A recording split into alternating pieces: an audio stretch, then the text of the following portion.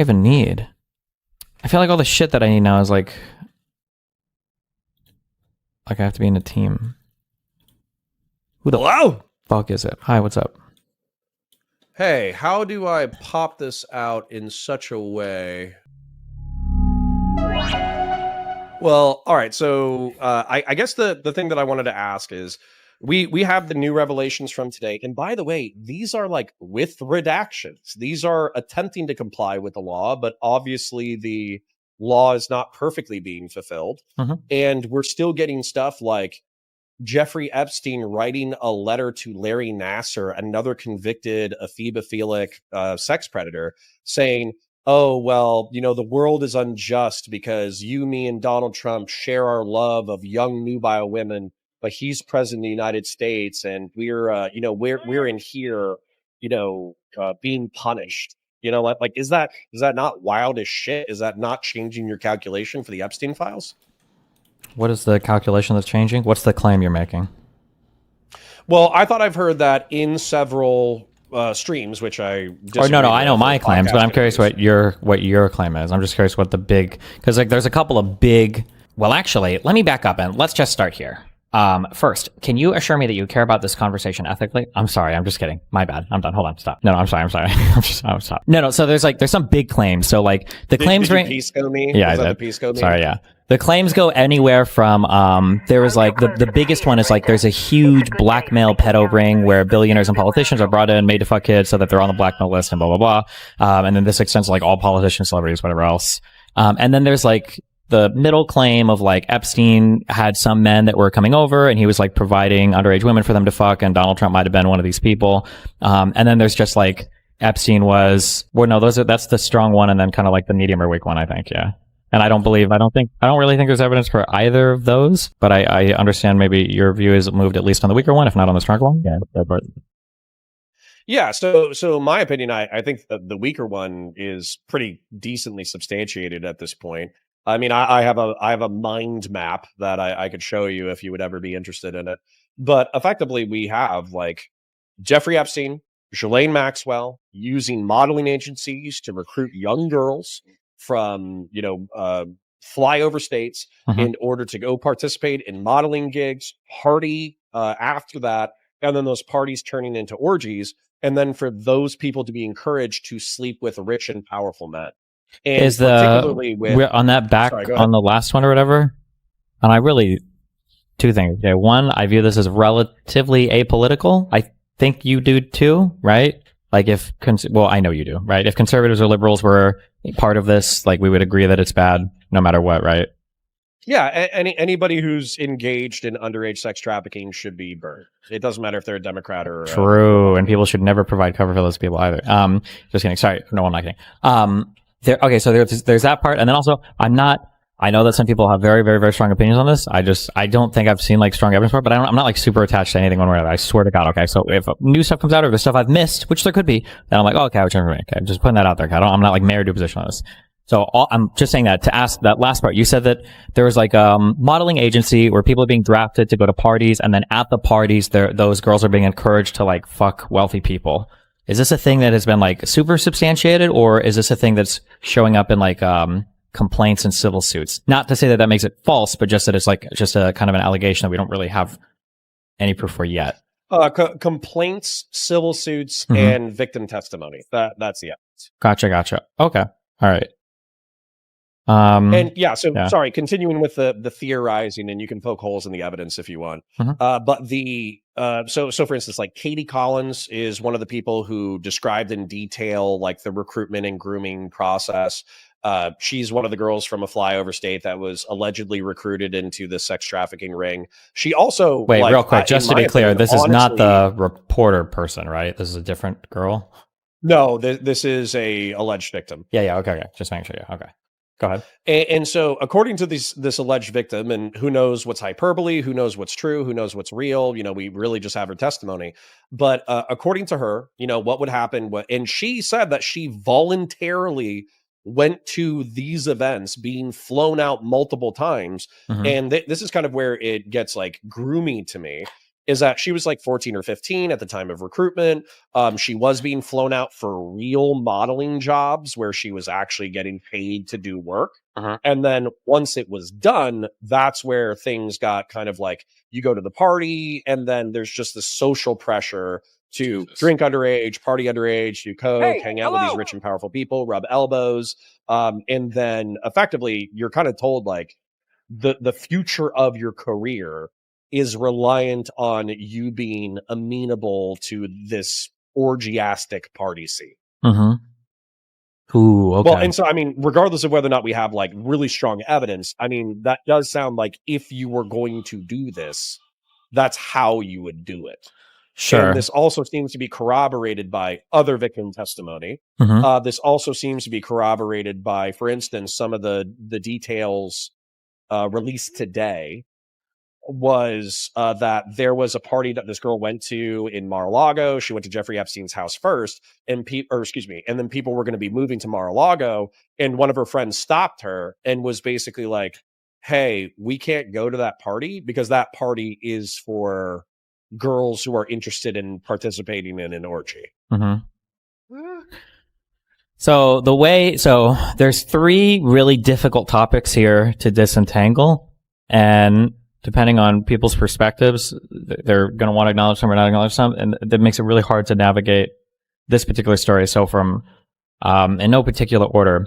So the first one would be like grooming women explicitly for like pedophilic purposes.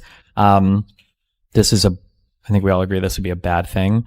Or any minor, like under 18, regardless, right? This is not a good thing. 2 and 3 are going to be weird. So for 2, do you ever watch House, the TV show? Yeah, of course. Okay. I just use that as a reference for like pop culture stuff sometimes. So men, it's a relatively recent phenomenon, maybe in the last 20 years, where we've like kind of said it's like really not acceptable to be talking about how like hot and fuckable like 15 to 16-year-olds are. So it doesn't surprise me at all if people were saying, I don't know if they would have, no, it wouldn't surprise me at all if like 30 years ago, like people were talking about like when they say young and nubile, they don't necessarily mean like 18, 19. They could mean 14, 15, 16. And back then they might have even been like open about it. Not to say that doesn't make it acceptable. Obviously that's not good. So there's that at play, that like it was more socially okay for men to be creepy as fuck to younger women. And then the third thing is that an unfortunate reality that probably persists to this day, maybe not quite as strong, is that if you're an attractive woman and you're working in a field with a lot of men that are kind of like operating in that field, especially in more managerial roles, you're almost, I don't want to say you're expected to fuck them, but it's like almost always going to be like this thing that is always hanging over you, sometimes for a career advancement. So I guess all that to say, it wouldn't surprise me if a thing like this like existed in practice. I don't necessarily know if it would have been like Epstein is like, I'm going to recruit minors because I want to fuck kids or whatever, but more so that like I'm recruiting girls of all ages. I know these girls when they go to these parties and they want to advance, like they're going to be fucking, and I could set up, friends or whatever might want to come here. Like, yeah, on its face, that's all like pretty believable to me. Yeah. Not that any of it's okay. I'm not saying that's okay. It's really bad and really gross. And even today, persistent form, not good. Yeah. Being descriptive. But so here's where the rubber hits the road for me though, because even if let's say that the cultural taboos around late teenage girls was different in the 80s and 90s than it was in the thousands, and let's say that male sexual aggression was also viewed differently in the 80s and 90s. Okay, I think that's like. Descriptively, you could just look at pop media and see that that's true. I think in the 60s and 70s, an example that somebody brought up was that Richard Pryor apparently had jokes about Spanish fly, which was like a drug that you put in a woman's drink to, basically, I would say we would understand it as rape in the modern context, but apparently just like drugging women so they were out of their minds was just a thing at the time, I guess. Weren't there jokes on like the Cosby shows, like even related to like Quaaludes and shit? Am I making this up? Like, yeah. Well, that's what Bill Cosby was accused of. He was accused of using Rofinol. Oh yeah, no, Rofinol. Yeah, I know that he was accused of it, but I think that there were even like jokes about like, oh, you know, I put this in mom's drink and she gets a little woozy or whatever. Like I like it's kind of fucking crazy / disgusting / insane at kind of just what was acceptable, and to some extent even today for what women are just have to deal with in terms of like male sexuality. But yeah. But where the rubber hits the road for me is that these people knowingly engaged in like criminal behavior. And what I mean by that is Alan Dershowitz in 1997 wrote an op-ed about why he thinks the age of consent should be dropped to 15, which basically just shows that he knew that the age of consent was 18. Some of the photos that have been released in the past 24 to 48 hours were Jeffrey Epstein writing quotes from the book Lolita on allegedly an underage girl. Sure. So I mean, there's no world we could say that like. I mean, we know that Epstein was like willing to have sex with underage people, right, below the age of 18. I don't know how low, but we know that, right? That's like beyond. I mean, well, and the allegations go as low as 13, but it seems like there's like a threshold there. Although we also have testimony, maybe not testimony is the wrong word, but we have statements from Pam Bondi that he was engaged in like younger CSAM material, like he possessed pre-adolescent CSAM material. I think there's a quote into that effect. Sure, but I would say I would trust whatever was in the indictments, whatever was convicted of. I wouldn't trust anything fucking Pam Bondi says, but it wouldn't surprise me if that was the case. Sure. Well, right, but at some point, when, as an example, we have Alex Acosta allegedly flubbing up and saying that he never read. This is the prosecuting attorney for the federal district that was responsible for the original Sweetheart deal, that he never actually read the 40 sworn written affidavits from the victim. I think at one point he flubbed and he said like, oh, well, part of the reason why we prosecuted it the way that he did is because allegedly he had intel ties. Then we have the prime minister of Israel, Ehud Barak, in photographs, partying with Epstein, hanging out with Epstein, socializing with Epstein. When we have Virginia Giuffre saying that she had sex with Prime Minister Ehud Barak, when we have allegedly Mossad agents using Epstein's properties for operations, like at what point do we say, oh yeah, there's enough smoke here for fire? That's a good question. I think that I feel like you and me approach these things in a very different way, so I don't know if we're ever gonna see eye to eye on these. I would need something stronger linking these things, just because the guy was so wealthy and so influential. Well, maybe not influential, but definitely wealthy. I'm sure this guy talked with fucking everybody. So I don't know if I would say that, like, are you basically saying that there was like a broader, like, Israel intelligence involved conspiracy to keep this guy out of jail or something? Is that potentially, or he just flexed nuts that like, oh well, I have all this compromising material on a whole bunch of powerful people, and we wouldn't want that to go anywhere, would we? And you know, maybe Mossad or CIA vouched for that. The hardest part for me to get over is, why was he ever arrested and put in prison if that was the case? I've never understood that. Because if it was so egregious and the feds didn't take action, the state probably would have. Palm Beach County Sheriff's Office basically said, like, we are horrified by the deal that the feds have negotiated, and you know that basically they took it off of our hands. I understand what you're saying, but you're talking about like differently. Yeah, but you're talking about like the most powerful blackmail in the world wouldn't be able to make like a state case go away. Like, this is some real like renegade agent. Like, I'm going off the grid and I'm really going after this guy. I don't care what the feds say. Like, LAPD is taking care of this one. Like, it's not impossible, I guess, but it's. Well, but this is where I like our system. So so for instance, in the state of Florida, something that we were told when we were going through the police academy is that the state police specifically are hired and trained to arrest local cops. So if you're a local cop and you do domestic violence battery, or you get a DUI, or you get a traffic ticket, or you get into a bar fight, or something like that, sure, you better pray that it's like, let's say you commit a crime. You better pray that it's somebody from like the local jurisdiction who is friends with your chief, who will help you sweep it.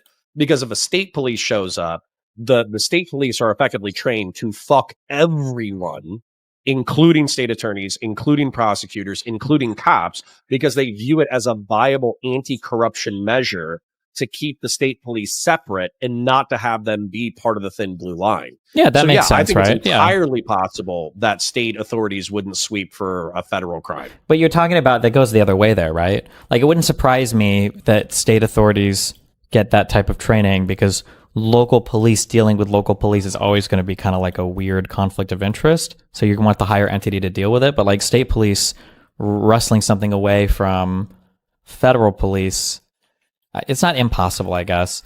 No, I think it's unlikely. That's probably why PBSO, Palm Beach Sheriff's Office, it's probably why they didn't do it, is because it went up to the feds, and it's up to the feds to figure out what they're doing, and the feds figured it out, and they wanted to keep their jobs. So they made a little bit of noise about it, but they didn't make that much noise about it because technically it's not their responsibility anymore. Sure.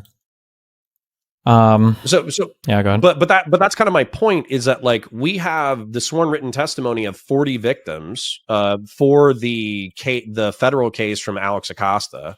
We have Alex Acosta. What is it? He had like a 1.5-year prison sentence with work release where he was able to go to his job. Then Alex Acosta, somebody would have to look up the exact appointment that he got. But as a part of the Trump administration, he got an appointment. And I think it was like Department of Transportation or something. Or like Department that. of Labor, yeah. That was really dumb, yeah. And then he ultimately had to resign because of the pressure, because of the public pressure. Wait, did he? And then wait. That, he resigned because of that? Is that really true? He resigned. How quickly did he resign? He only resigned a few months into his job.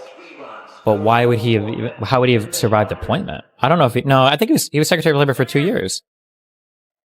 I mean, I would have to look it up in order to get the exact details. But I remember. Oh no! Following Jeffrey Epstein's arrest in July of 2019 on sex trafficking charges, Alex Acosta faced fresh calls for resign. Okay, it was after he was arrested again. So okay, so it was 2 years, but it was after Epstein was arrested again. Then he resigned. Okay, gotcha.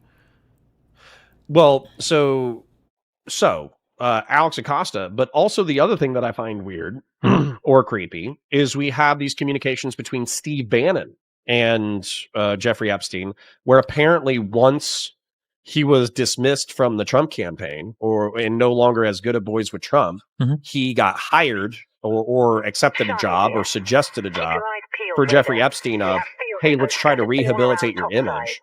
And allegedly, that's where, these photos are coming from, where Steve Bannon is hanging out with Jeffrey Epstein. But one of their communications and text messages was like, hey, you were the guy that I was worried about most during the campaign, potentially tanking the Trump administration. Oh, I think I saw these a while ago. Yeah. Back, he's like, yeah, I was the guy. I could have. Sure. This is like the world's best kept secret, though, if this is the case. I feel like why would it be the world's best kept secret if we've already kind of known about it for 20 or 30 years? What are we talking about? That Trump was fucking kids? Well, to be clear, you said that he's, and we're being descriptive here. I'm not assigning moral weight, all right? Wait, hold on, wait, just to recognize a quick thing. Fucking kids is bad. We both agree with that, right? Just as, okay, yeah. Yes. Okay. But I think that what you said earlier is descriptively true, which late teenagers in the 80s, 90s, and 1000s and male predatory sexual behavior was a lot more normalized. Yeah.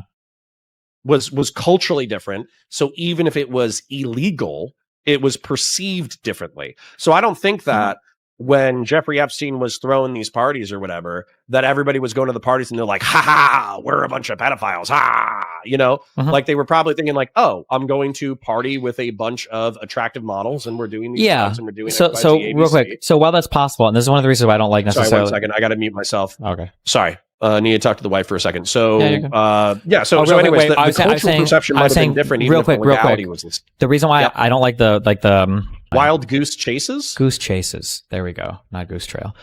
Is because it's so easy to connect the dots and to make stuff fit. Okay, that's kind of my issue. But so for what you're saying here, and that it was more socially acceptable, like a guy saying that like he would fuck a 16-year-old or 15-year-old, that would just feel like a thing that a guy would brag about or whatever back then. Or they would claim ignorance. Well, I think they would just. Yeah, I think they would just brag about it. Because Jeffrey Epstein himself could not have claimed ignorance, but if somebody was going to a Mar-a-Lago party or a Jeffrey Epstein party, and they were like a rich and powerful person and they were doing drugs and whatever, they could claim ignorance. Sure, they could, but I'm saying like that would be all the more reason in my mind why it would have definitely come out by now, because even more people would know about it, because it's not like the person would even try to necessarily hide it. Whereas like today they might be like really secretive about like fucking a 16-year-old. Back then, you know, people in chat, I haven't looked this up, but people in chat were saying that apparently Jeffrey Seinfeld's fucking girlfriend was he was 17. 17-year-old. Yeah, when he was 38. Like I think even more people would have seen it if that was the case. Sure. And you know, by the way, you know, this is where Megyn Kelly got in trouble, right? Where she's like, actually, it's not pedophilia, it's a phebophilia. Kirk to dirt. Like, sure. But that's where I think the modern instinct, maybe I'm being too progressive here, but the modern instinct that the reason why we have the age of consent is because, yes, people might be physically more mature, but they are intellectually and maturity wise, emotionally, they're stupid as fuck. Like, we've all met 18-year-olds, we've all met 19-year-olds who've done this stuff. And then also there's a huge maturity thing that happens between 18 and 25. And then not just that, like we understand that people will be sexual at that age, but that's why we have the Romeo and Juliet exception, where if you're within, depending on the state, I don't know, 5 years or 3 years, then we don't care, because Sure. we just don't want a 50-year-old taking advantage of a 16-year-old or a 17-year-old. Yeah, sure. Wait, I don't know what this argument is for. I don't disagree with any of this, right? Well, but that's what I'm saying is that attitude has shifted in the past 20 or 30 years, where these people knew that they were probably doing something illegal, but it was more socially acceptable. Well, I don't even know if it would have been illegal, right? Like what? Like, why would Alan Dershowitz write an op-ed to reduce the age of consent to 15 unless there was some law standing in the way of him doing this legally? Well, and I don't know what the laws are today. I don't have my libertarian card anymore. But like, isn't somebody in chat put the age of consent in Florida was 16? Is it now, or is it? I don't know. I don't know what it is now, or if it's 18. We would have to take a look at it, because basically, I don't think that a 16-year-old can hook up with a 50-year-old in the state of Florida. I still think it's 18, but I think 16 is like the Romeo Juliet stuff. Maybe. I don't know 100%. I think the thing for the people that are talking about the ephebophilia, pedophilia thing or whatever, if I ever threw this up, which I might have, I think the annoyance that I had a long time ago, minor, I don't know that much, whatever, but is that when I heard about all the Epstein stuff initially, before I looked into any of it, I thought that Epstein was like flying out fucking like 8 and 9-year-olds. I thought he was on some crazy pedophilia shit.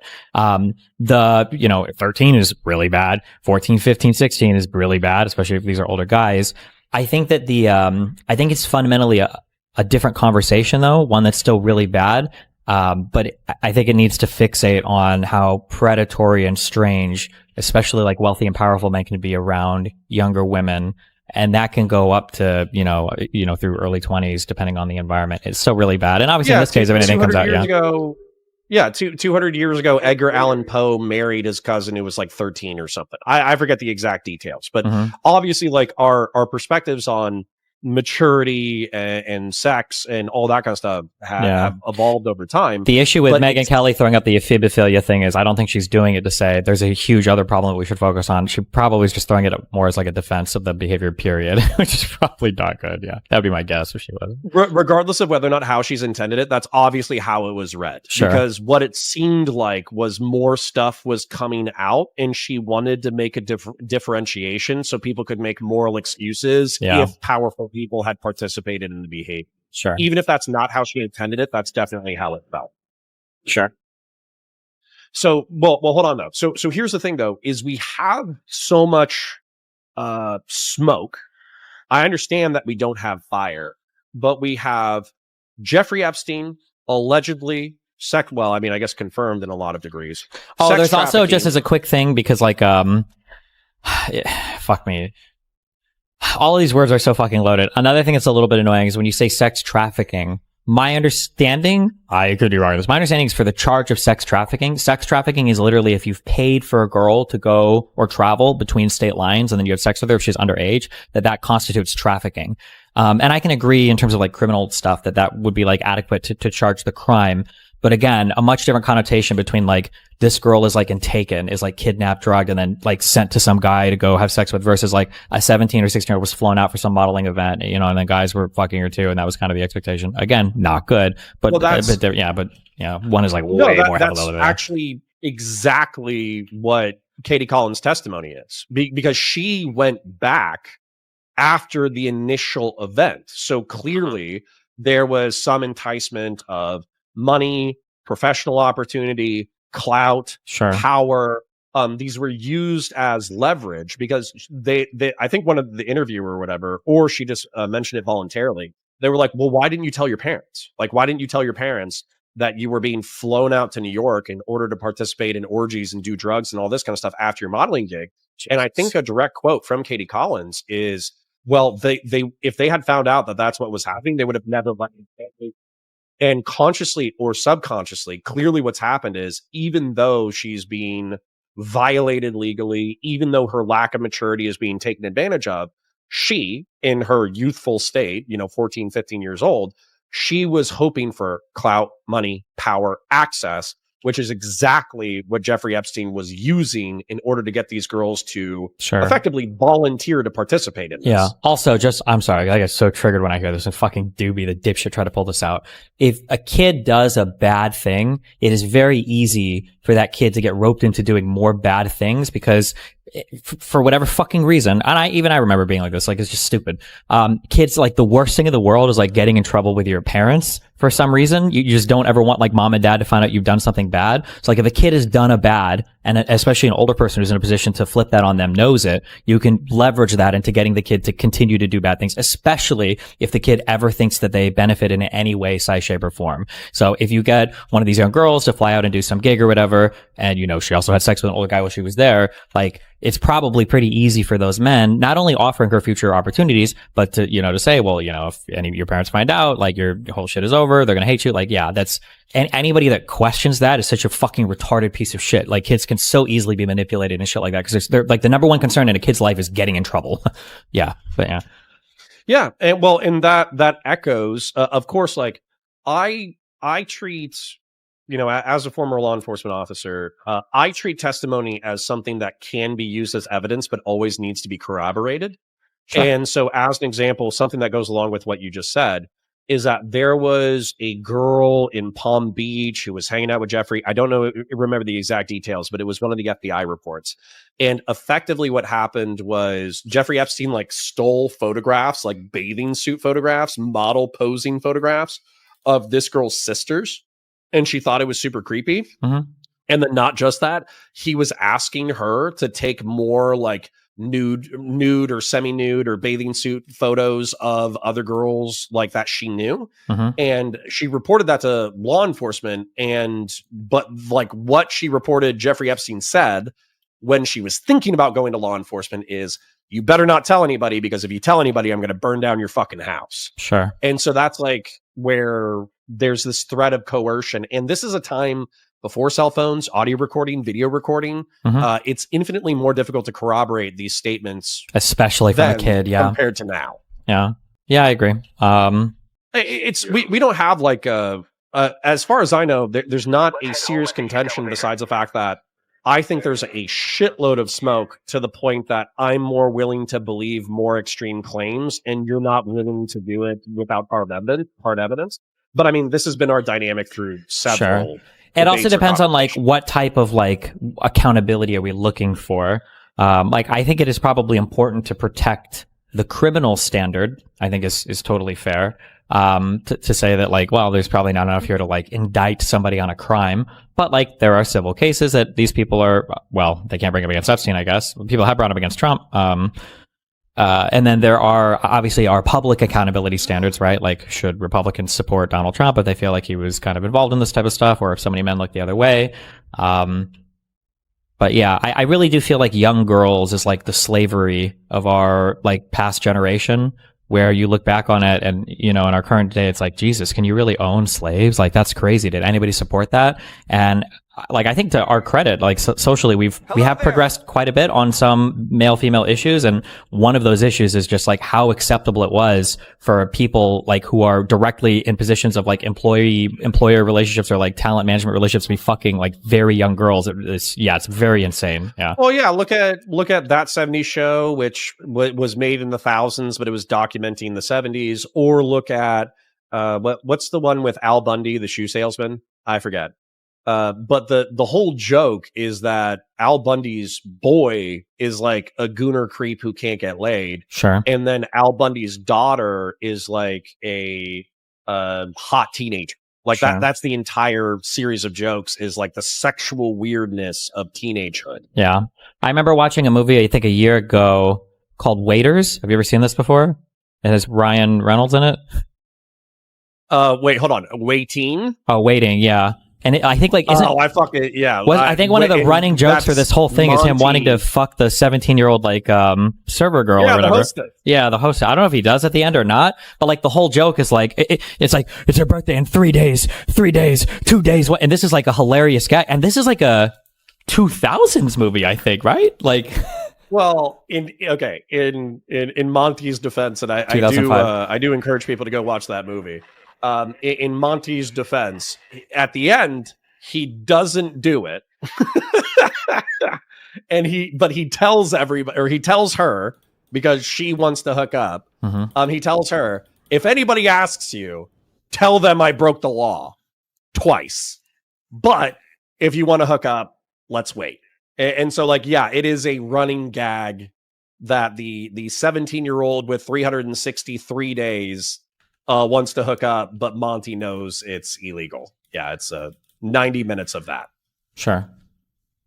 What are you talking about? Anyways, wait, are you talking about the movie I'm talking about? Yeah, Waiting with Ryan Reynolds and also Jason, whatever his name is, and they're both serving in a restaurant. Yeah. No, okay. You keep saying Monty. Is that just the name of the character? Yeah, and also like the way that they play a game is by flashing their genitals at each other. Sure. Yeah. Yeah, no, I mean, it's probably the most accurate restaurant industry movie I've ever seen. But all right, moving past that. So I think all I wanted to talk about was I wanted to see, for me, I'm willing to believe more of the extreme claims because of the evidence that's out there, because where there's smoke, there's fire.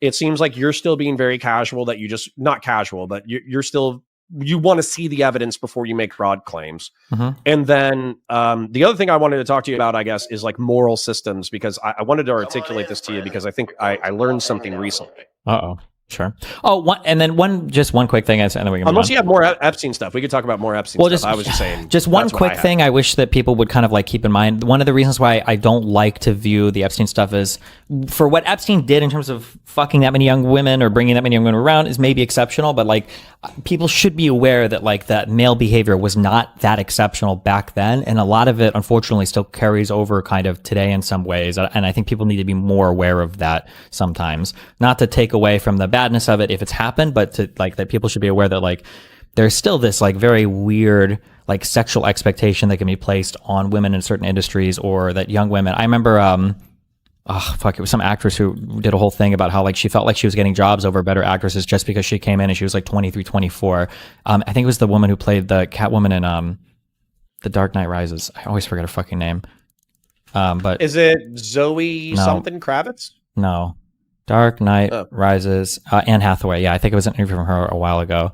But yeah, so it's not good, and it happens, and it shows up a lot, and it's not just by like creepy pedophile old men. It's unfortunately built into like a lot of industry stuff, and it's not good. But yeah, okay, go ahead. Moral system stuff. Yeah. And all you have to do is you have to watch pop media at the time. Another one that people could reference, which I think is interesting, go watch the original American Pie. Mm-hmm. Effectively, the original American Pie is like, I would say it's a encapsulation of the sex culture of the 2000s, for wrong or right. And the climax of the movie is like digital voyeurism. Sure. The climax of the movie is he's trying to hook up with the hot foreign exchange student and live stream it to his friends, but he accidentally sends the live stream key out to everybody. And so, as a result, everybody's committing like a digital child porn crime. And Jesus it's all Christ. done for a laugh. Okay. Yeah, sounds about right. Yeah. So anyways, and obviously difference between teenagers and kids, blah, blah, blah, blah, blah. But the other thing that I wanted to talk to you about is the moral systems, because this is something that's come up repeatedly, which I'm sure you're familiar, but I'll ask anyways. Are you familiar with like the difference between like, and I'm probably going to fuck this up, but dignity and honor culture? Not. I've heard the term honor culture before. Generally, is associated with cultures in high poverty, where the only thing that you have to represent your honor is your name and your reputation, and it leads to a lot of like physical violence and fighting because it's the only way to assert yourself because you don't have like a material way to do so. I don't know what dignity culture is, unless it's the same thing. No, I mean, that's the way that I understand it too. Bear in mind, I'm going to use lay definitions. So honor, I think the way that I would define it is it's esteem, right? It's like social esteem. There's an internal sense of honor. There's an external sense of honor. And so it is kind of like perception of the community over how virtuous you are.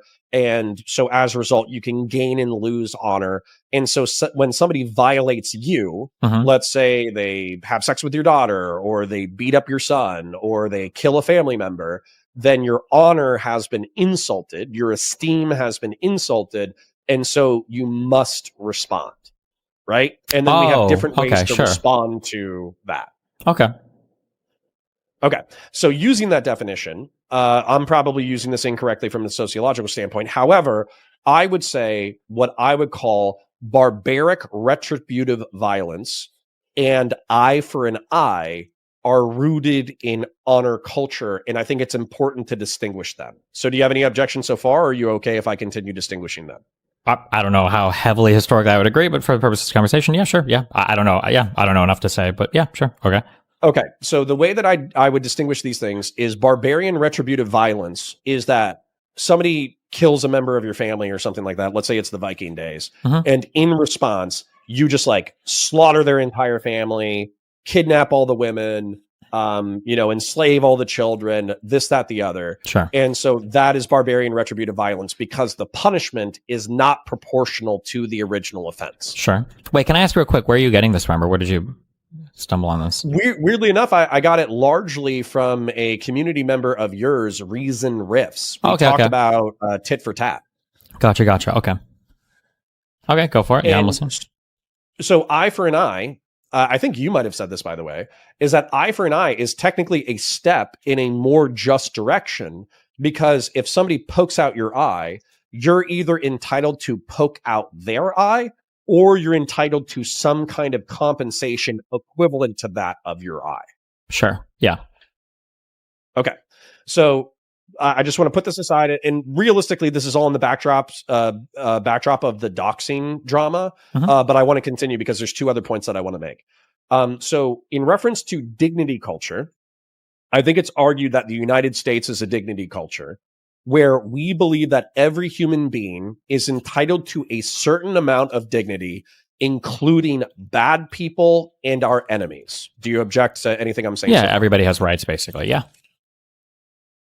Okay. And then within dignity culture, I think there's tit for tat, and I think that there's turning the other cheek. And so I'll start with turning the other cheek because I think it's the least morally probable. So turning the other cheek is operating with another person in the ultimate good faith, where effectively, like, let's say that you slap me on the face. Well, I go, well, damn, we're, both brothers or sisters in Christ, or maybe you could become a brother in Christ, and you have hurt me, but I'm not going to hurt you back because ultimately I want to seek cooperation with you in the future. And so I'm not going to hurt you back. Any objections so far? No, I don't think so. Okay. And then tit for tat, what I've heard you argue, and I've heard other people argue, is that you can't constantly turn the other cheek, because if somebody slaps you on the other cheek or slaps you on the cheek, you turn your other one, they slap you on the other one, you turn it back, they slap you again. Well, very clearly, you're not getting that positive reciprocation. So within game theory, what you do is you impose not the same consequence. It's not eye for an eye. It's not that, you murder one of my family members and then I murder you, or murder one of your family members. It's basically like, I get that person, I get whoever you hired to kill my family member, I get them incarcerated. or I get them fired, or I get them this, or I get them that. Yeah. And so there is a negative consequence to your bad behavior, but then 5 to 10% of the time I engage in turning the other cheek, hoping that we can build a reciprocal and positive relationship. Sure. This is like, I'm sure you guys talked about it, right? This is like tit for tat with like 5% forgiveness built in or whatever. Yeah. Right. So, okay. So we've landed here descriptively. I think I've articulated the ideas where anybody with above 80 IQ could understand them. The reason why I think Israel is catching shit is because they're not engaged in eye for an eye, turning the other cheek, or tit for tat. Based off of this model, they're engaged in barbarian retributive violence. And then also, I would say the reason why a lot of your critics, even if I don't necessarily agree with them wholeheartedly, the reason why they're critics of you and DGG and doxing is because you're not engaged in turning the other cheek. You're not engaged in tit for tat according to them. You're engaged in barbarian retributive violence. Sure. I mean, that's it. That's the whole argument. Okay. Yeah. I mean, like, I can see where people are coming from. I think the main issue, there's like this third layer that exists now that we have to talk about a lot today, because the ability for us to have an incorrect view of the world in some ways is like stronger than it ever has been, because you can make shit up, put it online or whatever, and you have the ability to do that in ways that maybe people in the past didn't quite have the ability to do that. So one of the biggest issues that I'll have when it comes to communicating like what's been done to me is that it's a lot of stuff to keep up with. And then typically, just because of the way that the communities kind of like function, usually the only type of response that I can do is probably going to be fairly direct, fairly brutal, and fairly easy to understand. I don't have like the same type of, I'll call it like snark communities that can operate symmetrically with other, like, I guess I call them snark communities like Jstlk or whatever towards me. So it's very easy for them to play the plausible deniability game on everything. And then for me, obviously, I just own anything that I do. So yeah, the perception is, building to what you're saying, the perception is that like, oh wow, like Destiny is being really unhinged against this person, and you can't prove that, for instance, like they've done anything like unhinged towards him. So it can come off as disproportionate. Yeah, I understand that. Yeah, I think that's definitely true. Yeah, for sure. Okay. I mean, that was the main thrust of it, to be honest. And at the risk of repeating myself, the way that Jstlk or Dooby or Queeman or anybody who you've said like, hey, if these people get doxxed, that's based or whatever. Yep. The whole thing is they're appealing to almost like an individualist sense of dignity culture, which I do find sympathetic. I do think ideally we would turn the other cheek. I do think ideally we would engage in tit for tat. However, they're appealing to that sense of dignity, whereas I think what you're kind of saying is like, listen, man, like these people are doing barbaric, fucked up shit to me in a collective sense of maybe it's not Queeman, maybe it's not Jstlk, maybe it's not, I can't think of the third person, but effectively like the swatting, the doxing, the digital harassment, the porn leaks, this, that, the other. You're effectively at the mercy of an army of digital schizophrenics, and you don't really have a clear way to punch back, which is why you're doing what you're doing, or at least that's the steel man from my perspective. Yeah, I do think there is an interesting phenomenon though, when it comes to, like ongoing harm. You would agree that the punishment for punching somebody shouldn't be execution, right? Like we shouldn't put somebody on death row if they punched somebody, right? Right. Yeah. It has to be proportional. Yeah. But let's say somebody punched you, and then let's say they said they were going to punch you again, and you took out a gun and you're like, stop, or I'm going to shoot you. And they're like, I don't care. I'm going to punch you again. Right. You could argue, right, in these circumstances, assuming it's not a 2-year-old child or something, right, that like, okay, well, you probably could, shoot this person here. You could defend yourself here. Right. Yeah. That's the basis of self-defense. Yeah. So I think, it's an interesting world when we're talking about like ongoing harms. I think that the calculation for like what kind of retribution, it's not even really retribution, but what kind of like action is justified on the other end, I think changes quite a bit, right? Like if I was doing this in response to like stuff that they'd done a long time ago, I mean, one, I just wouldn't. I just don't have the attention span for it. I don't care. Then I think that the argument would be a lot different there. And then two, if the other party was looking for any type of reciprocation, I think it would be different as well, but like they're not, right? The other parties basically deny all wrongdoing, ascribe to me way more wrongdoing than any of them have ever been able to substantiate. And then as a result of both of these things are able to like indefinitely justify like a continued, real life harassment campaign that I think is a little bit unhinged. Yeah. But then the plausible deniability enters it because we're treating these things, I guess, in this like collective responsibility sense. We're treating them as tribes, where effectively, and I've heard you argue this in the past, because there's cross pollination between the Snarker discords and Kiwi farms and Docspin and this, that, the other, of the people who are constantly saying, Steven's a bad guy. He needs to get taken down. He needs to be canceled. He's done all these evil shit. He's going to do evil shit in the future. Fuck him. Blah, blah, blah, blah, blah. Let's ruin his life. Even if they're saying that on stream and they're not individually doxing you, harassing you, swatting you, etc., you're going to hold them responsible for the outgrowths of that, which is dox information, swatting, and harassment. Well, and their argument. Well, a couple things. Yeah. So firstly, I no longer buy this argument. I'm too charitable. I'm still too charitable, really. But like, I no longer buy the argument of like, my community just happens to resemble 1-to-1 every single unhinged person in this other community. I think the overlap is, if not intentional, like every person in these communities is aware of it and they are okay with it and supportive of it. And they all like play into it and feed into it. So like this idea that like, oh, we just happen to be in some of the same places. I don't accept that anymore. I think that's crazy. Number one. And then number two, my issue is not with people who are just like critical of me or who speak up about me or whatever. I know that people like to present it that way because it underplays or downplays their actions and it makes me look insane.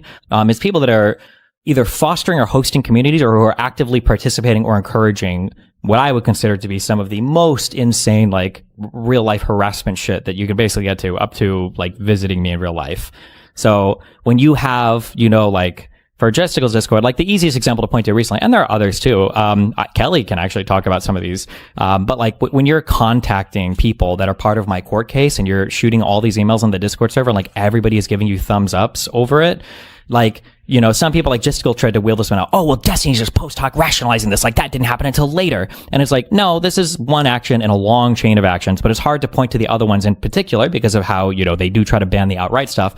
But it says something about your community. If every single person in your community is like totally fine with that and is jumping on board with it, it's probably not the first time they've done it. It's probably has been, as I've said, like a long history of like this type of behavior. Yeah. Well, so then the example though is kind of the counter example that I've heard brought up is that Rose allegedly, right? And if you don't want to get into specifics, we don't have to get into specifics. Into whatever you want. It's all public filings now. But effectively that like Rose, like early in the court case, at least as far as I understand it, we didn't know the difference between Rose and Solo. You didn't necessarily have any more contact with Rose. And so doxing her information or putting her information out there so she could be found was, in their opinion, a barbaric retributive action because you didn't know whether or not Rose was an innocent party. Yeah, but like that to be clear, I didn't make sure you understand this. That's not a good faith argument. Nobody really believes that, right? That me looking for this person I have no idea. I don't have any leads on who leaked anything. I don't know what. The only thing I know is the Rose person that I spoke to that Solo allegedly said just gave her his account. Now, I didn't know at the time if that was necessarily true or not, but I have nothing to go on for somebody who has, I would say, pretty egregiously, probably in a harsher way than anybody in the history of my entire life has like aggressed on me.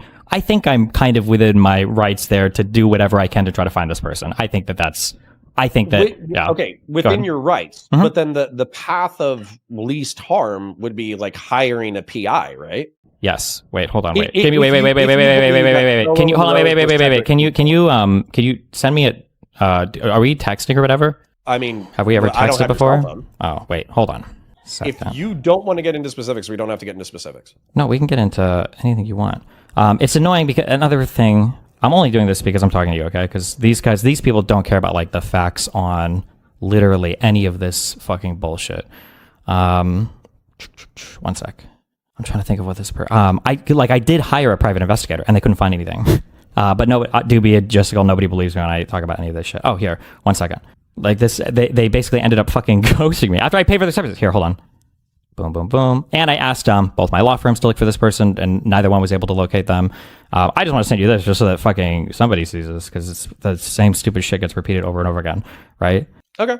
But this is you can look these I would up. take it on good faith. I know other people. Well, no, you don't. I don't care if you do or not. But I just saw somebody who's seen that. I've sent you, like, this is my. You see this, right? Okay. Yep. Yeah. I see it. Just verifying that. Yeah. Okay. And I also see the date. Yeah. Oh, long time ago, right? Yeah. Yeah. Yep. Okay. True. I didn't even think that. Yeah. So yeah. So I did try to do this. I know that everybody said I didn't, and it's all because. But like, no, you heard me talk to Dooby. No matter what I say, like, these people aren't interested in the truth. They have their idea about me being some, whatever crazy abuser trying to fuck this girl or whatever. Yeah. And that's it. Yeah. Mm-hmm. Yeah, if I could just articulate for that chat without, saying anything specific, effectively, I see the date, I see the time, and I see some communications at what looks like hiring a private investigator with things that I would expect out of hiring a private investigator. Yep. Which is also why I was annoyed when Pixie put in her filings that they spent money to hire a private investigator to find this girl. They didn't. They just got it from Kiwi Farms. And now I know that because it was the person from Jstlk server that emailed them and then threatened basically the girl to get her to email Joan as well. So, yeah. Well, okay. So what I want to say, though, which, is saying this as a online and slightly IRL friend of 5 years now. So I guess the reason why, like, I know that you're pulled between many forces at all times.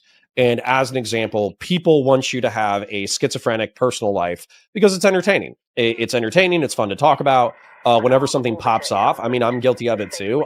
We call it the Destiny dick watching traffic helicopter, because the easiest way to get a few hundred live viewers is to cover personal drama, in your life.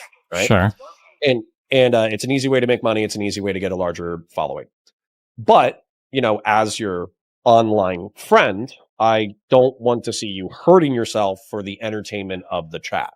Yeah. And so. And to be clear, I'll reiterate this for the billionth time, although I don't think you believe me, but my audience knows that my personal life has been pretty divorced from my stream for like the past 2 years. It's been significantly less than it ever was in the past, but yeah, go ahead. Well, but then what I was going to say in roughly that personal life is a divorce from the stream. I want that to continue, I suppose. Yeah. But then also in reference to dealing with these anti-fan communities, if we're talking about you participating in barbarian retributive violence, I mean, maybe that we can envision an enemy that. To be clear, I wouldn't consider what I'm doing barbarian, whatever. I think it's pretty eye for an eye in terms of. Yeah. Okay. Well, if we want to classify eye for an eye, I think that your critics are categorizing it as barbarian retributive violence. But regardless of what it is, sometimes barbarian retributive violence could be justified, right? Because if there was, let's say that we're barbarians and this is like caveman days. Let's say that there is an aggressive tribe that continues to attack you. Well, if you keep doing reciprocative penalties and they keep trying to take you out, then all you're doing is you're tolerating somebody who wants your destruction. And so, sure. Although I will say, let me just say this: like, one of the things that I look for when I'm seeing like how true a person's claims are, especially when it comes to like fear, is I'm looking at how the person is behaving or acting. And I hear this thing a lot brought up about like DGG and how terrifying my community is and all this bullshit. And I think my community is basically terrifying if you're like a friend of mine, because then you care about what my community thinks. And if you say something they disagree with, they're fucking retarded and their hate threat is like way more aggressive than it needs to be. But that's about the extent of terrifyingness that my community goes to. And when I asked Dooby, what's an example of my community like real life harassing somebody? The only example he could give me was Darius apparently going to the wrong house for Ryle Kitten House. And Darius is retarded and does his own shit. And then he had a video of Darius walking up to Lauren De Laguna on the street and talking to her for 30 seconds. It's fucking retarded.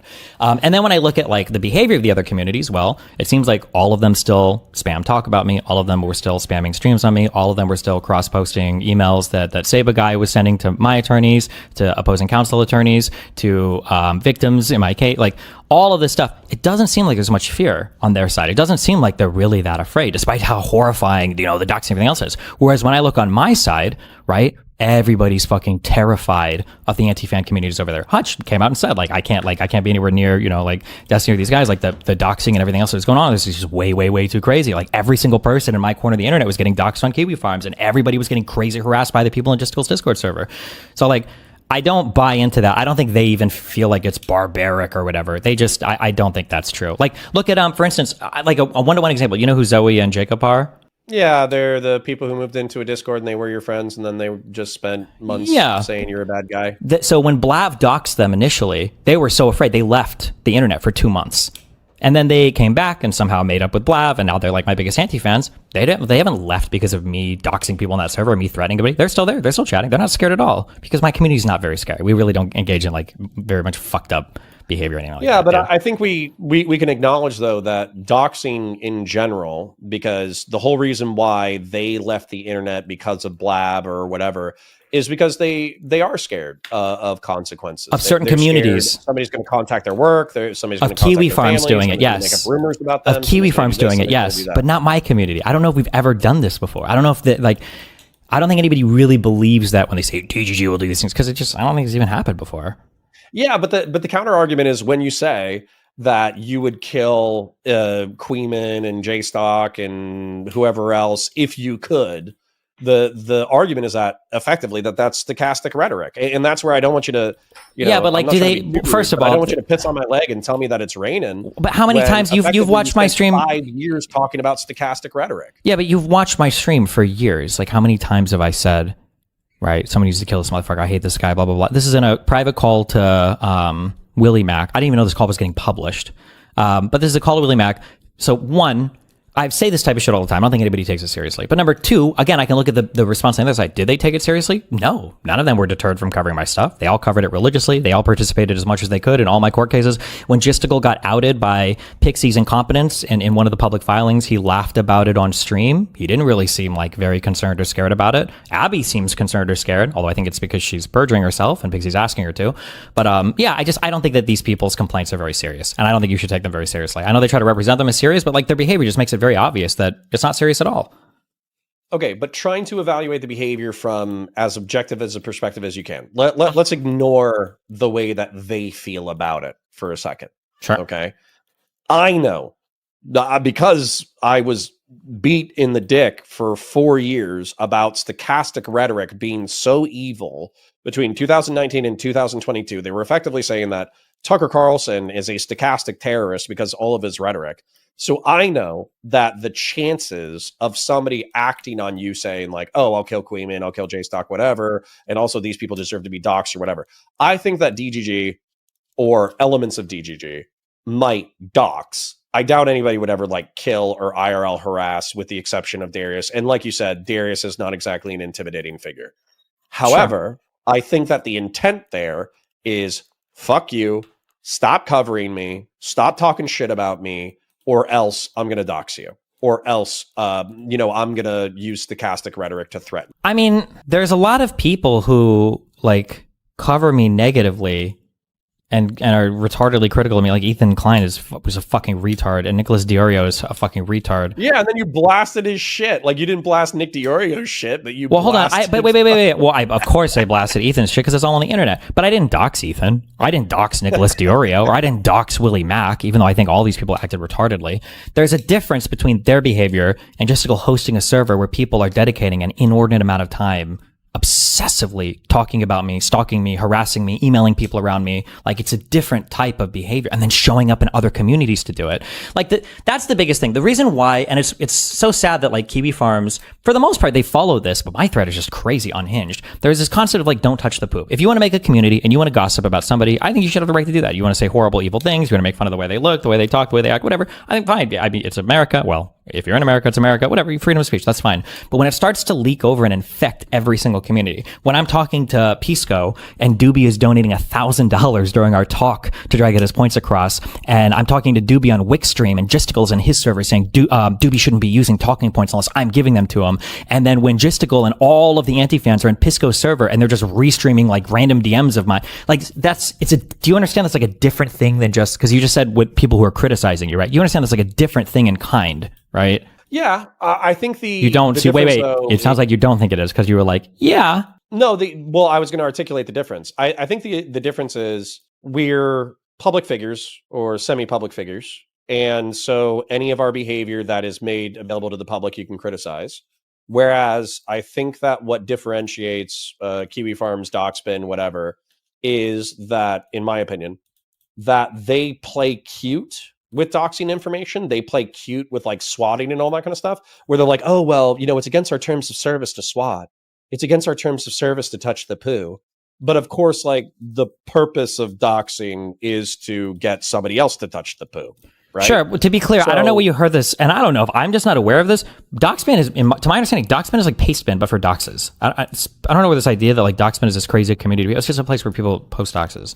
I don't like to say it on stream, but like you can. Well, right, but the purpose, right, is to make it easily accessible. So if you want to digitally harass somebody, then you can. Yeah, sure. It's definitely a threatening or an intimidation thing for sure. But there's also kind of a catch-22 here as well, in that like if you dox a rando, like nothing's probably happening to this person because nobody gives a fuck about them, right? Like nobody's. Well, I mean, I would say that's why I'm relatively chill. My public information is probably relatively easy to find, but the reason why I'm not too freaked out about it is because it's like, okay, you know my address. Yeah. Well, if you come to my address, like I've already talked to local law enforcement and I've already told them, that I'm a public figure and I could get swatted. Mm-hmm. They allegedly took notes down and all that kind of stuff.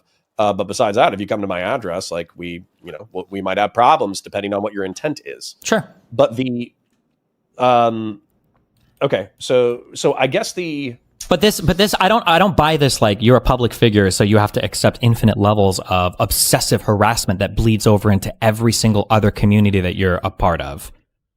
That I don't think I have to accept that. And if we're gonna play that game, then I will. Like I don't think doxing is illegal. I don't think I would try to break the law. But like I'm gonna go up to and including anything that is like within the legal confines of. Well, I don't know about accepting, but just as an example, like.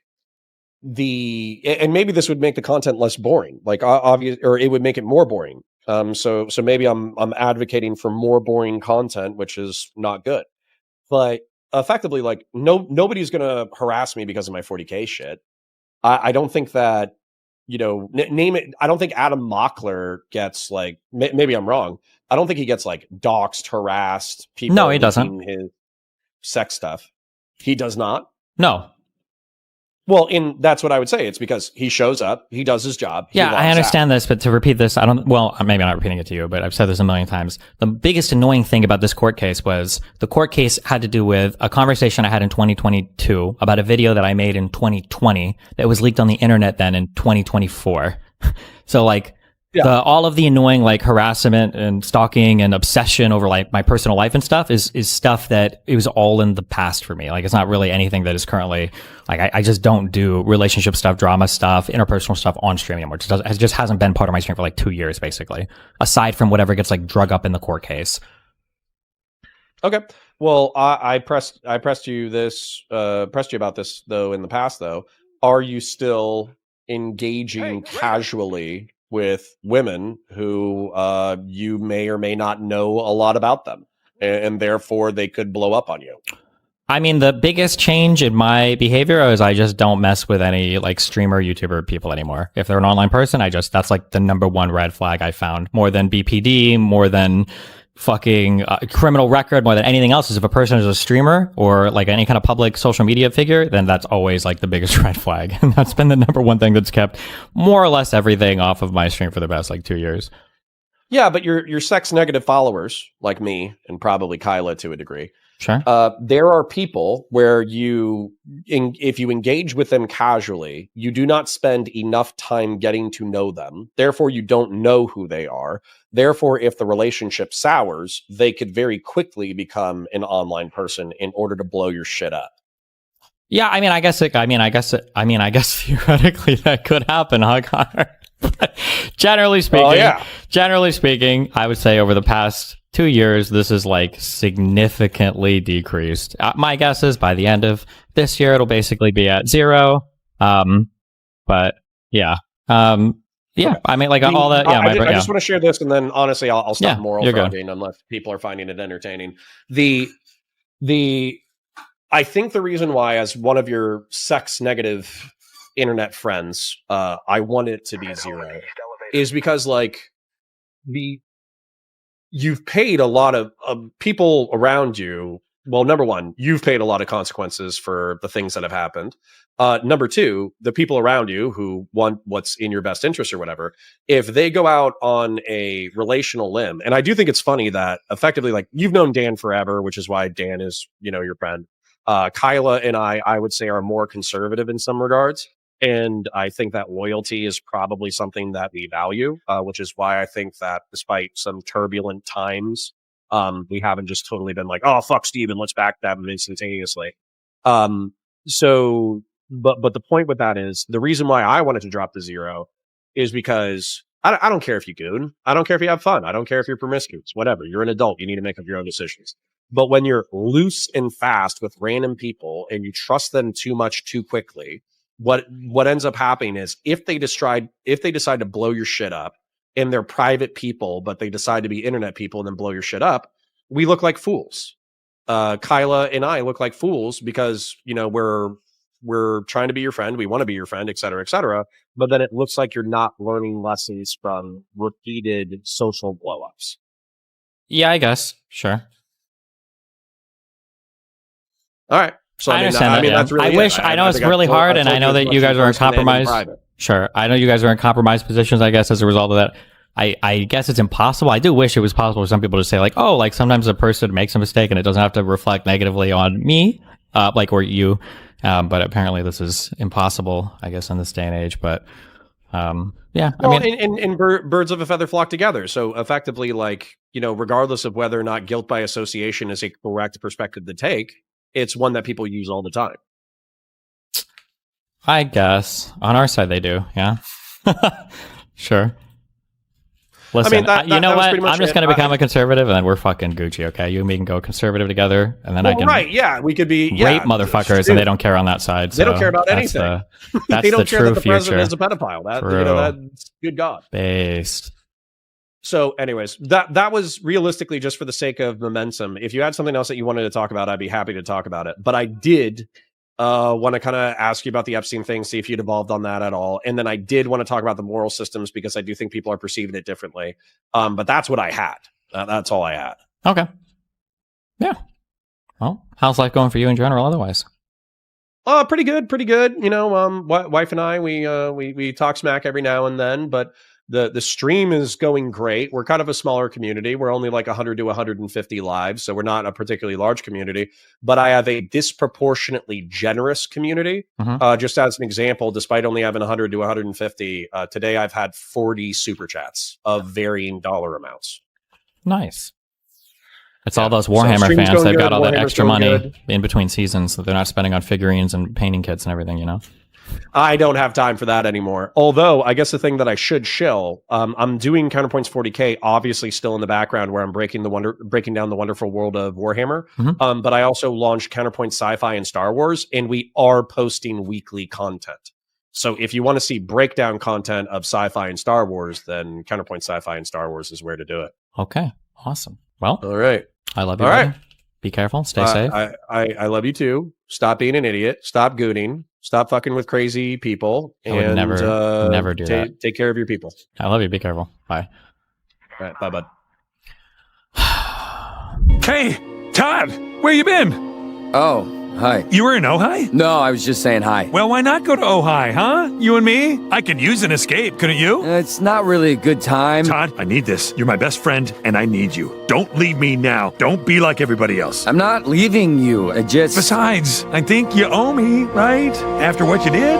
What I did? Come on, Todd, I know. Mr. Peanut Butter told me everything. Everything? He even told you when I was a kid I used to bang on my butt like a bongo drum when I got out of the bath? What? No, not about that. So, he didn't tell you everything. Did he tell you about the time I counted to 1,000,000? 1, 2, 3, 4, 5, 6. No, stop. But I was just getting to the good part. What, 7? He told me that you didn't want to nominate me for an Oscar. Oh, that. What the hell, man? After everything I've done for you? What are you talking about? Oh, I don't know. Letting you live here for free for 6 years? Giving you food? Indulging you in your little projects and adventures? Stories about how you used to bang on your butt like a bongo drum? Yeah, but that's not because you're my friend. That's because you felt bad about Emily. You know about Emily? I think I know. Why? What do you think I know? I mean, I know what I think, but I don't know if the thing that I think is the thing that you think I know, you know? So, you know I had sex with him. You had sex with Emily? Well, what did you think? I don't know, not that. I just knew something sketchy happened. I thought maybe you gave her one of your weird monologues about how sad you are, and it bugged her out. Todd, I'm sorry, all right? I screwed up. I know I screwed up. Oh, great, of course. Here it comes. You can't keep doing this. You can't keep doing shitty things and then feel bad about yourself like that makes it okay. You need to be better. I know, and I'm sorry, okay? I was drunk, and there was all this pressure with the Oscar campaign. But now that it's over, I No, Bojack, just stop. You are all the things that are wrong with you. It's not the alcohol or the drugs or any of the shitty things that happened to you in your career or when you were a kid. It's you. All right? It's you. Fuck, man. What else is there to say?